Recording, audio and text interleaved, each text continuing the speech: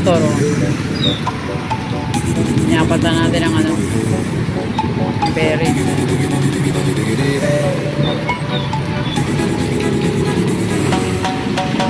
Tapos sumasabay pa yung panahon. Tingnan mo na yung panahon. Ulan na ulan. Ang karsada lubak-lubak. Ayan mga idol, oh. Panoorin nyo ang mga ginagawa ng mga tao rito. Lubak-lubak, oh. Kung taga-Kabuyaw ka, alam mo itong lugar na ito. Ayan, oh. Maraming nadaan dito.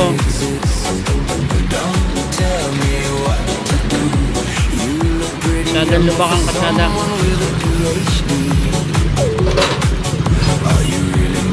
Naipon yung tubig sa gitna. So nagkakaroon ng baha. Ang tapang ulan. Maghapon na ito mga idol. Shoutout po sa mga tao dyan. Sa mga gustong mag-share ng like na ito. Like and share po. Salamat mga idol. Okay, tingnan mo ang aking motor. Tanggal ang isang gulong mga idol.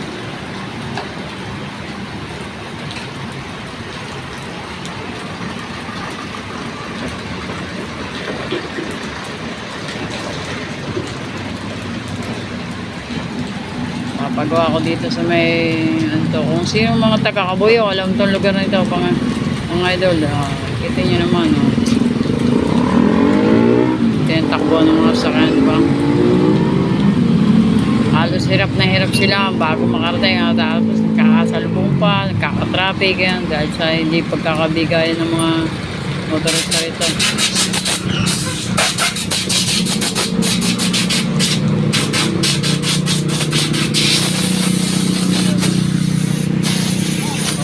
Idol, alam, salamat, magandang gabi sa lahat. Mag-ingat po tayo sa biyahe, ha?